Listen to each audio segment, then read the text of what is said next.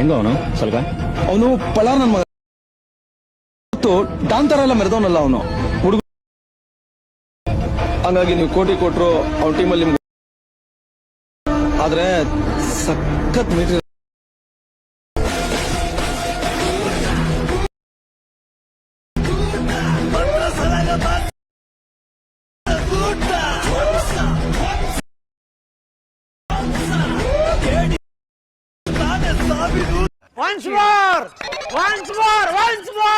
ಹೆಂಗ ಅವನು ಸ್ವಲ್ಪ ಅವನು ಪಳಾರ್ ನನ್ನ ಮಗ